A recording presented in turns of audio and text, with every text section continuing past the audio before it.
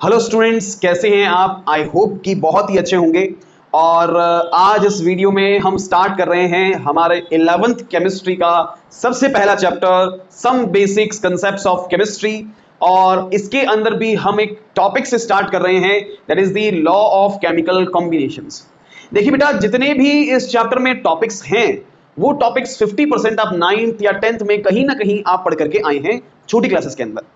और मैं क्यों इस टॉपिक से स्टार्ट कर रहा हूं, इसके पीछे भी काफी टॉपिक्स हैं, कुछ इंट्रोडक्शनरी पार्ट है, कुछ यूनिट्स के बारे में एक्सप्लेन किया हुआ है। ये सभी पीछे के जो बेसिक्स चीजें हैं वो सारी की सारी बेटा मैं किसी एक वीडियो में आपको एक्सप्लेन आगे कर दूंगा, उसकी कोई चिंता करने का विषय नहीं है, वो आपको इसी चैनल के ऊपर ही एक्सप्लेन कर दी जाएगी। तो आज हम हमारे सबसे इंपॉर्टेंट, जो कि आपके लिए 9th में भी आपने कुछ हिस्सा इसका पढ़ा था एनसीईआरटी के अंदर, तो उसी को ही थोड़ा सा एक्सटेंड करते हुए हम यहां पर आज पढ़ने वाले हैं। यस, आप सही सोच रहे हैं, लॉ ऑफ केमिकल कॉम्बिनेशंस। तो चलिए शुरू करते हैं। लॉ ऑफ केमिकल कॉम्बिनेशन का सबसे पहला law, that is the law of conservation of mass. Okay, तो आपका जो पहला लॉ आता है that is the law of conservation of mass. Law of conservation of मास आपको क्या एक्सप्लेन कर रहा है? वैसे भी आपको ये जो law of conservation of mass word है ये आपको समझाना चाह रहा है, और आप समझ भी पा रहे हैं कि कुछ ना कुछ तरीके से मास कंजर्व हो रहा है, किसी ना किसी तरीके से मास कंजर्व हो रहा है। बिल्कुल सही बात है। लॉ ऑफ कंजर्वेशन ऑफ मास कहता है कि that matter can neither be created nor be destroyed। ना ही आप क्रिएट कर सकते हो और ना ही डिस्ट्रॉय कर सकते हो। अब ये किस तरीके से जो है लॉ ऑफ कंजर्वेशन ऑफ मास दिया गया, सबसे पहले ये जानिए कि ये लॉ किसने दिया था, किसने इंट्रोड्यूस करवाया था। ये लॉ इंट्रोड्यूस करवाया था एंटोइन लेवोइसियर। एंटोइन लेवोइसियर ये वो साइंटिस्ट थे जिन्होंने इस लॉ का इंट्रोडक्शन दिया था, इस लॉ को इंट्रोड्यूस किया था। और आज यही लॉ काफी केमिकल रिएक्शंस यानी केमिस्ट्री के अंदर बहुत ही इंपॉर्टेंट है। इसकी एक छोटी सी झलक, इसकी छोटी सी इंपॉर्टेंस आप यही समझ जाइए कि आपने क्लास 10th के पहले ही चैप्टर में यानी कि केमिकल रिएक्शंस एंड इक्वेशन, आपकी पिछली क्लास में आपने इसके बारे में स्टडी किया था। और बैलेंसिंग ऑफ केमिकल रिएक्शंस में बैलेंस इसी के ऊपर बेस्ड हुआ था। वहां पे आपने पढ़ा था कि हम किसी भी केमिकल रिएक्शंस को बैलेंस क्यों करते हैं, क्योंकि वो लॉ ऑफ कंजर्वेशन ऑफ मास को फॉलो करना ही करना चाहिए। मतलब मैटर नाइदर बी क्रिएटेड, ना ही उसको क्रिएट कर सकते हैं और ना ही डिस्ट्रॉय कर सकते हैं। ये आपने 9th में पढ़ा था, इसको फॉलो आपने 10th में किया था, वही सेम लॉ यहां पर हम पढ़ रहे हैं। तो आपके लिए वैसे भी बहुत ईजी बन जाता है, बिकॉज आपने इसको ऑलरेडी पढ़ चुका है, आप पढ़े हुए हो इसको। तो matter can neither be created nor be destroyed से मीनिंग केवल इतना सा बेटा ये निकलता है कि फॉर एग्जांपल मैं यहां पे रिएक्शन लेता हूं, बहुत इजी सी रिएक्शन लेता हूं। हाइड्रोजन को ऑक्सीजन से कंबाइन करते हैं और ये बनाता है वाटर एज यूजुअल। अब यहां पर आप देखिए कि दो हाइड्रोजन दो ऑक्सीजन से रिएक्ट कर रहे हैं, एक वाटर मॉलिक्यूल का यहां फॉर्मेशन हो रहा है। अब यहां पर आप बोलेंगे कि सर देखो, इधर दो हाइड्रोजन आप ले रहे हो, इधर दो ऑक्सीजन ले रहे हो, लेकिन ऑक्सीजन जब प्रोडक्ट में बन रहा है वो तो एक ही है। मतलब सर ये तो लॉ ऑफ कंजर्वेशन ऑफ मास को तो फॉलो ही नहीं किया। बेटा ये भी कंजर्वेशन ऑफ मास को फॉलो करना चाहिए, ये बैलेंस नहीं है, हमें इसको बैलेंस करना है। तो इसको बैलेंस करने के लिए मैं यहां पे भी 2 लगा देता हूं, यहां पे भी 2 लगाते हूं। अब ये आपकी इक्वेशन पूरी बैलेंस्ड है।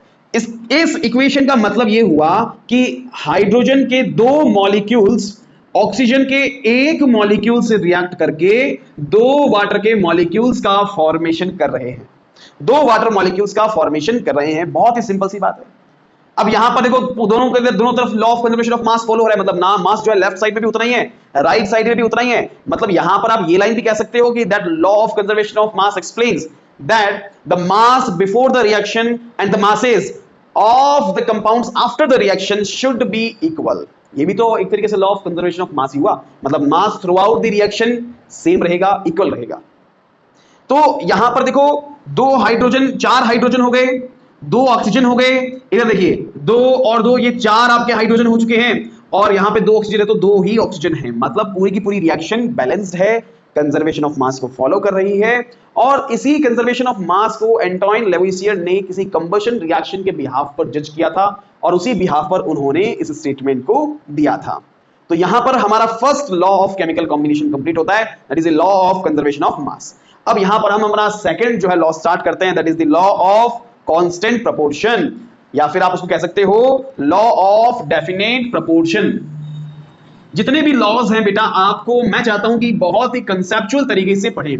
देखो जितना कंसेप्चुअल हम चीजों में जाते हैं, हमारी मेमोरी शार्प उसी अकॉर्डिंग होती जाती है। मींस उन चीजों को याद रखने की क्षमता उतनी ही बढ़ती जाती है। आप किसी चीज को रटना स्टार्ट करेंगे तो ये मान के चलो शायद उस समय के लिए आपको वो चीज याद हो, बट धीरे धीरे धीरे धीरे आप उसको भूलते हुए जाएंगे। तो इंपॉर्टेंट ये है कि आप चीजों को कंसेप्चुअली याद कर लो, कंसेप्चुअली समझ लो, तो वो ऑटोमेटिकली आपके परमानेंट मेमोरी में जाकर के सेव हो जाएंगी। आपको कभी रटना नहीं पड़ेगा, आप भूलेंगे नहीं कभी। चलिए सेकंड लॉ हम पढ़ते हैं, that is the law of definite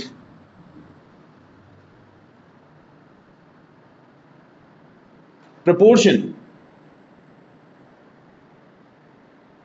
देखिए लॉ ऑफ डेफिनेट प्रोपोर्शन या लॉ ऑफ कांस्टेंट प्रोपोर्शन हमें यह स्टेट करता है, यह समझाता है that a compound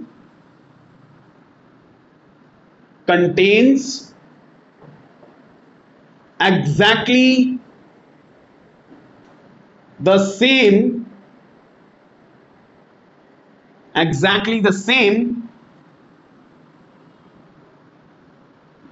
proportion of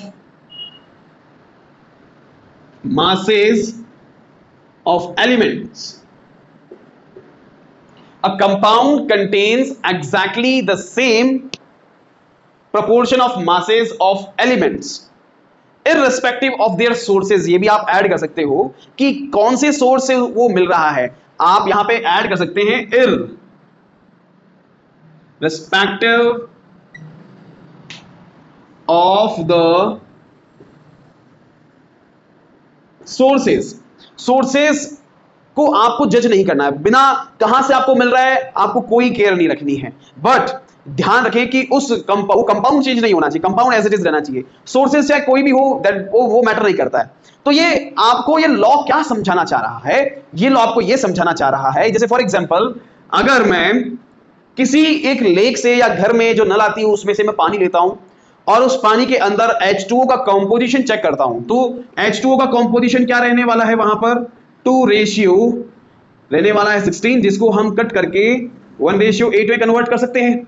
एक आपने नल से निकाला है पानी, एक मैं आपको कहता हूं कि हाइड्रोजन गैस को ऑक्सीजन गैस से रिएक्ट कीजिए, बिल्कुल इस कंडीशन में भी वाटर बनेगा, H2O बनेगा, और यहां पर भी हाइड्रोजन और ऑक्सीजन का जो मास रेशियो है वो कितना रहेगा, 1:8। देखो दोनों ही कंडीशन में 1:8 है।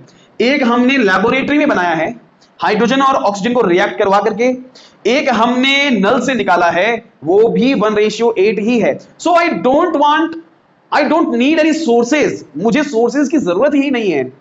जो कंपाउंड है बस वो ही रहना चाहिए फिक्स, ऐसा कंपाउंड चेंज नहीं होना चाहिए। अगर कंपाउंड फिक्स है तो उनमें प्रेजेंट एलिमेंट्स के मास रेशियो भी फिक्स ही रहेंगे, यानी कि जो यहां पे आप फिक्स भी वर्ड लिख सकते हो, सेम भी लिख सकते हो। एक्चुअल में इस लॉ को दिया था जोसेफ प्रॉस्ट ने। जोसेफ प्रॉस्ट ने इस लॉ को दिया था और उन्होंने इंट्रोड्यूस किया था, किस बेसिस पे उन्होंने एक्सपेरिमेंटल व्यू से दिया था, उन्होंने कंपाउंड लिया, और वो कंपाउंड था क्यूप्रिक कार्बोनेट CuCO3। इस कंपाउंड के बेसिस पे लिया था। इस कंपाउंड के उन्होंने 2 सैंपल्स लिए थे, एक उन्होंने सिंथेटिक सैंपल यानी लेबोरेटरी में प्रिपेयर किया हुआ सिंथेटिक सैंपल था, एक उनके पास में नेचुरल सैंपल था। 2 सैंपल्स थे और इन दोनों ही सैंपल्स में कॉपर, कार्बन और ऑक्सीजन, ऑब्वियसली 3 ही एलिमेंट है यहां पर, इन तीनों का मास रेशियो निकाला तो उन्हें पता चला कि चाहे से वो सिंथेटिक हो चाहे से वो नेचुरल हो, दोनों के अंदर ही कॉपर, कार्बन और ऑक्सीजन के बीच में जो मास रेशियो है वो फिक्स है, वो सेम है, there is no change, they are exactly same. अब कहां से, इररेस्पेक्टिव ऑफ सोर्सेज, वो कहां से मिल रहा है डजंट मैटर। वो नेचुरल हो तो भी उसका मास रेशियो फिक्स है, वो सिंथेटिक हो तो भी मास रेशियो क्या है, फिक्स है। So these two are the laws of chemical combination, और ये दोनों लॉज आपके क्लास 9 की एनसीईआरटी में भी थे। Now you will study 3 more laws, थोड़ा सा एक्सटेंडेड फॉर्म आपको पढ़ना है, बहुत ही इंटरेस्टिंग है बेटा, इसमें वीडियो में बने हुए रहिए और हमें कंसेप्चुअली इन सभी लॉज को समझना है। चलिए हम नेक्स्ट लॉ की तरफ चलते हैं। तो नेक्स्ट लॉ आता है लॉ ऑफ मल्टीपल प्रोपोर्शन। चलिए इसको स्टार्ट करते हैं। हमारा जो थर्ड लॉ है that is the law of multiple proportion. और लॉ ऑफ मल्टीपल प्रोपोर्शन आपको क्या समझाता है, क्या एक्सप्लेन करता है? देखो बहुत सिंपल से इसकी स्टेटमेंट है, if two elements combines to form more than one compound, then masses of one element with the masses with the mass with the fixed mass, यहां पे आप फिक्स्ड ऐड करेंगे, fixed mass of another element will bear simple, आप bracket में, और small whole number ratio. अब देखिए इसको थोड़ा सा समझने में आपको हो सकता है कि फर्स्ट टाइम आपको ये स्टेटमेंट समझ ना आए, बट थोड़ा सा वेट कीजिए, आपको ये स्टेटमेंट भी समझ में आएगा और लॉ ऑफ मल्टीपल प्रोपोर्शन भी समझ में आएगा, चिंता की कोई बात नहीं है। तो लॉ ऑफ मल्टीपल प्रोपोर्शन हमें क्या समझाता है, ध्यान से समझिएगा। बहुत छोटा सा मैं एग्जांपल ले रहा हूं, हाइड्रोजन और ऑक्सीजन से दो तरह के कंपाउंड्स का फॉर्मेशन होता है। हाइड्रोजन एंड ऑक्सीजन से दो तरह का कॉम्बिनेशन हो सकता है, एक हो सकता है H2 जिसे आप वाटर कहते हैं, एक होता है H2O2 जिसे आप कह सकते हैं हाइड्रोजन पर ऑक्साइड। अब देखिए दो तरह के कंपाउंड्स हैं, अलग अलग दो तरह के कंपाउंड्स हैं, ये वाटर है और ये हाइड्रोजन पर ऑक्साइड है, बट यहां पर दोनों के अंदर जो एलिमेंट्स है वो तो फिक्स है, इसमें भी हाइड्रोजन है ऑक्सीजन है, इसमें भी हाइड्रोजन ऑक्सीजन है, बट दोनों कंपाउंड्स अलग अलग है। अगर मैं यहां पर हाइड्रोजन और ऑक्सीजन के रेशियो की बात करूं तो इसके अंदर हाइड्रोजन जो है इसका रेशियो 2 है और ऑक्सीजन का रेशियो बिल्कुल 16 है, आप सही समझ रहे हैं। यहां पर हाइड्रोजन का जो रेशियो है, मास रेशियो, वो 2 है और ऑक्सीजन का मास रेशियो यहां पर हो जाता है 32। अब इसके अंदर आपको कहा गया है, देखो पहले तो स्टेटमेंट समझिए और फिर एग्जांपल को समझिएगा। इफ टू एलिमेंट्स कंबाइंस, अगर दो एलिमेंट्स कंबाइन होते हैं, जैसे कि हाइड्रोजन और ऑक्सीजन कंबाइन होते हैं, to form more than one compound, एक से ज्यादा कंपाउंड बना रहे हैं, हाइड्रोजन ही ऑक्सीजन से कंबाइन हो रहा है दोनों में, और एक से ज्यादा कंपाउंड्स का फॉर्मेशन कर रहा है, then masses of one element, masses of one element, इस एक एलिमेंट के मासेस, ये अलग अलग मासेस है ना, masses with the fixed mass of another element, masses of one element, एक एलिमेंट के अलग अलग masses, fixed mass of another element, उनके साथ में जो fixed mass जो है another element का, will bear a simple और small whole number ratio, simple और स्मॉल होल नंबर का रेशियो बनाने वाला। देखो सिंपल होगा यानी कि यहां पे जो डिफरेंट मासेस वाला है ऑक्सीजन, इसका जो मास रेशियो रहेगा वो रहेगा बिल्कुल सिंपल, बिल्कुल स्मॉल होल नंबर का रेशियो यानी कि 1:2। मतलब ऐसा कभी नहीं होगा कि यहां पर जैसे हो गया 1.5 हो गया सर, इधर 2.3 हो गया, ये रेशियो हो जाएगा क्या सर? नहीं, अगर आप ये रेशियो लिखते हो it is completely wrong, it will take a small whole number ratio, small whole number ratio. अब यहां पे सर बोला जाता है सर होल नंबर तो जीरो से स्टार्ट होता है ना, तो यहां पे नेचुरल नंबर क्यों नहीं लिया? होल नंबर का तो मतलब ये हो गया कि सर जीरो, तो क्या जीरो भी यहां पे कंसीडर होगा? 1:0 का तो मतलब सर कुछ होता ही नहीं है, अगर 2 की जगह जीरो होता तो कुछ मीनिंग ही नहीं होता। तो होल नंबर जो वर्ड लिया गया है वो ऐसे एलिमेंट्स के लिए लिया गया है। बेसिकली देखो होल नंबर के लिए मैथमेटिकली ठीक वर्ड रहता है ना। और एक कारण और है होल नंबर रहने का, वो ये है कि हो सकता है यहां पे जो हाइड्रोजन और ऑक्सीजन के अलावा जो एलिमेंट्स हैं वो तो सब जीरो ही है ना, कोई और एलिमेंट तो है ही नहीं। यहां पे हाइड्रोजन है और ऑक्सीजन है, कोई और एलिमेंट है, उसका रेशियो क्या है? यहां पर जीरो है। दैट इज व्हाई यहां पर होल नंबर रेशियो बोला गया है। तो ये आपका था लॉ ऑफ मल्टीपल प्रोपोर्शन। हमने 3 लॉज कवर अप कर लिए हैं और बहुत ही अच्छे तरीके से, बहुत ही स्मार्टली, बहुत ही कंसेप्चुअली तीनों लॉज को समझ लिया है। चलिए फोर्थ लॉ की तरफ अपन चलते हैं, that is the Gay-Lussac law for the gases. देखो नाम यहां पे बड़े टफ टफ नजर आ रहे हैं, बट चिंता की कोई बात नहीं है, बहुत इजीली हम समझेंगे। चलिए तो चलिए बेटा नेक्स्ट लॉ आता है गे-लुसेक लॉ ऑफ गैसियस वॉल्यूम। बहुत सिंपल लॉ है ना। हमारा नेक्स्ट लॉ जो है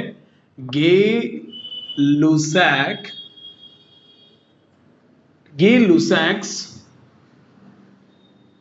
लॉ ऑफ गैसियस वॉल्यूम्स, यही लिख देते हैं वॉल्यूम्स।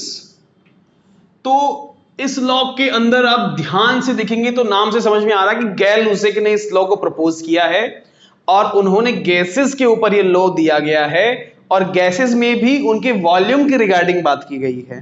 तो बात क्या की गई है, गैल-लुसेक ने कहा कि अगर आप किसी भी कोई भी केमिकल रिएक्शन कर रहे हैं तो उस केमिकल रिएक्शन के दौरान मान लीजिए कि रिएक्टेंट के अंदर गैस है और वहां पे गैसेस आपस में रिएक्ट कर रही है और कुछ ना कुछ प्रोडक्ट में फॉर्मेशन कर रही है, तो जो रिएक्टेंट में गैसेस है उनका वॉल्यूम एक सिंपल रेशियो बियर करेगा।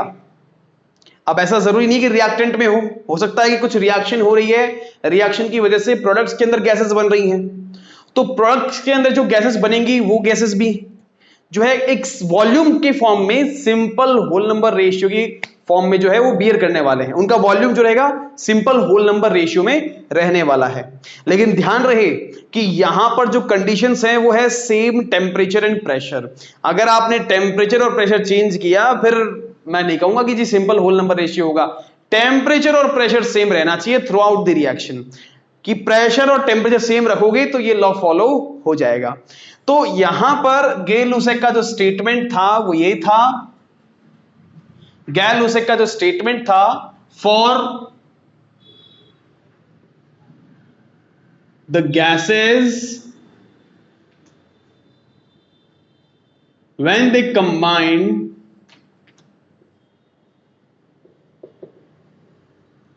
or produced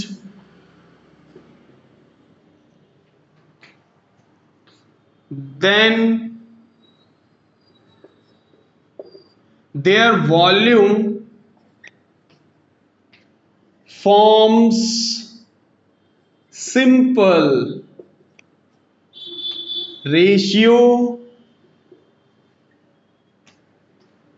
but at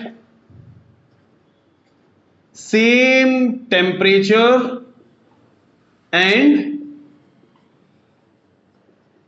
ये आपका गैल-लुसेक हो गया। बहुत सिंपल है, एकदम सिंपल है। ये आपका स्टेटमेंट हो गया गैल-लुसेक। अब देखो यहां पे इस एग्जांपल से समझिए, मैं यहां पे गैसेस ले रहा हूं, हाइड्रोजन गैस और ऑक्सीजन गैस। अगर ये कंबाइन होते हैं तो बनाते हैं H2O। तो यहां पे हाइड्रोजन गैस मान लीजिए कि 100 ml है और ऑक्सीजन जो है वो मान लीजिए 50 ml है। अगर मैं इसको बैलेंस करता हूं तो ऑब्वियसली ये कितना बनाएगा, यहां पर 100 ml ही बनाएगा। 100 ml का वाटर जो है यहां पे फॉर्मेशन होगा। Through out the reaction temperature और प्रेशर जो है फिक्स है। तो यहां पे इन जो वॉल्यूम्स यहां पर गिवन है अपने को कि जी हाइड्रोजन का 100 ml लिया है, 50 ml। अब आप बोलोगे कि सर अगर मैं वॉल्यूम ही मेरे अकॉर्डिंग ले लूं तो अपने आप ही यहां पर क्या बन जाएगा, फिक्स रेशियो तो बना ही नहीं, सिंपल रेशियो तो बना ही नहीं। तो बेटा आप अपने हिसाब से कितना भी वॉल्यूम ले लीजिए, हाइड्रोजन और ऑक्सीजन अपने हिसाब से ही रिएक्ट होंगे।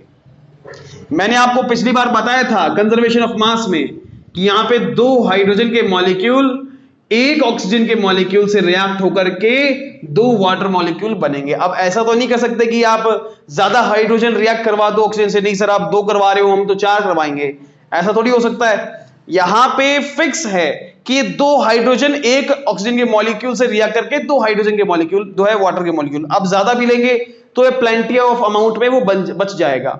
तो इस बात का हमें ध्यान रखना है कि ये हमेशा फॉलो होना है। अगर वहां टेम्परेचर और प्रेशर फिक्स है तो आप जितना आप जो है वॉल्यूम रिएक्टेंट के अंदर गैसेस का ले रहे हैं वो एक फिक्स्ड रेशियो का फॉर्मेशन करने वाला है, फिक्स्ड होल नंबर का यहाँ पे जो है सिंपल होल नंबर जो है यहाँ पर रहने वाला है। ये आपको कहता है गैल-लुसेक का लॉ ऑफ गैसियस वॉल्यूम, यानी गैसेस के लिए वॉल्यूम के ऊपर बेस्ड गैल-लुसेक ने एक लॉ दिया, उसका नाम है गैल-लुसेक लॉ। ठीक है, चलिए, और हमारा आखिरी जो लॉ है लॉ ऑफ केमिकल कॉम्बिनेशन में, that is the Avogadro hypothesis, और फिर आप उसको ये भी कह सकते हो एवोगैड्रोस लॉ, एवोगैड्रो हाइपोथेसिस भी कह सकते हैं और एवोगैड्रो लॉ भी आप यहां पे कह सकते हो। बहुत सिंपल लॉ है और इसको समझते हैं बेटा, जितना आप कंसेप्चुअली चीजों को समझोगे ना ऑटोमेटिकली आपकी चीजें और एकदम क्लियर होती चली जाएंगी। अपने को रटने की बिल्कुल जरूरत नहीं है, रटाफिकेशन कभी काम नहीं आता। आप समझो, समझ की सारी चीजें आप खुद डिसाइड कीजिए कि आपको कितना समझ में आ रहा है। आप रटने से आपको ज्यादा समझ में आ रहा है या समझने से जितने आपको मन में संतुष्टि मिलती है वो ज्यादा है ना? मेरे अकॉर्डिंग समझोगे तो ज्यादा आपको बेनिफिट मिलेगा और उतना ही इंटरेस्ट भी तभी बढ़ता है। चीजें समझ में आ जाती है ना तो इंटरेस्ट बढ़ जाता है, लेकिन इंटरेस्ट कब खराब होता है? जब हमें कोई चीज समझ में ही नहीं आती। ये सभी स्टूडेंट्स के साथ में है, जो चीज समझ में नहीं आएगी ना उसके लिए इंटरेस्ट अपने आप कम हो जाएगा, लेकिन जो चीज समझ में आ जाएगी उसका इंटरेस्ट बरकरार रहेगा। ये यार मेरे को मैथ्स बहुत अच्छी लगती है, अरे वो आपको समझ में आ रही है। मुझे एसएसटी बड़ी पसंद है, आपको वो चीजें समझ में आ रही है, जो समझ में आ गया वो इंटरेस्टेड है। ठीक है, चलिए हमारा जो लास्ट है एवोगैड्रोस,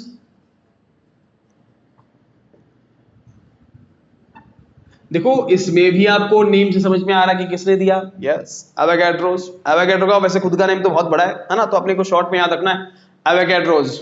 एवोगैड्रोस ने समझाया, बताया कि अगर आप टेम्परेचर और प्रेशर को फिक्स कर लेते हैं और अगर टेम्परेचर प्रेशर फिक्स हो जाता है तो इस कंडीशन में गैसेस के जो मॉलिक्यूल्स हैं, नंबर ऑफ मॉलिक्यूल्स वो भी फिक्स हो जाते हैं। जैसे मैं आपको बोलता हूं कि मेरे पास में दो कंटेनर्स हैं, है ना? एक कंटेनर में मैंने हाइड्रोजन गैस ले रखी है, एक में मैंने मान लो ऑक्सीजन गैस ले रखी है। ठीक है, इसमें सारे ऑक्सीजन है, इसमें सारे हाइड्रोजन है। अगर टेम्परेचर और प्रेशर फिक्स कर दिया, आपने कंटेनर का वॉल्यूम भी फिक्स कर दिया। देखो मैंने यहां पे क्या क्या फिक्स किया, टेम्परेचर, प्रेशर, वॉल्यूम, ये कांस्टेंट कर दिए, मैंने फिक्स कर दिए। अगर ऐसा कर दिया तो दोनों के अंदर नंबर ऑफ मॉलिक्यूल्स भी जो हैं, नंबर ऑफ मॉलिक्यूल्स भी जो हैं वो भी क्या होंगे, सेम ही होंगे। मान लो मैंने हाइड्रोजन गैस के अंदर काउंट करके 100 मॉलिक्यूल्स डाल दिए, तो ऑक्सीजन में काउंट करने की जरूरत ही नहीं है, ये सब फिक्स ले लो, 100 मॉलिक्यूल ही रहेंगे। ये कहना है किसका, एवोगैड्रो का। और बहुत अच्छा ही लो है ना, कि जितना आपने, अगर आपने वॉल्यूम फिक्स कर दिया, टेम्परेचर फिक्स कर दिया, प्रेशर फिक्स कर दिया, तो ऑटोमेटिकली हाइड्रोजन और ऑक्सीजन जो होगा यहाँ पे इक्वल वॉल्यूम्स कंसीडर करेगा। तो ये थे लॉ ऑफ केमिकल कॉम्बिनेशन। आप इसका स्टेटमेंट आई थिंक इजीली बना सकते हो कि स्टेटमेंट क्या है, according to the Avogadro's law, if we fixed the pressure, temperature and volume, then the containers contain the same number of molecules, the gases contains the same number of molecules।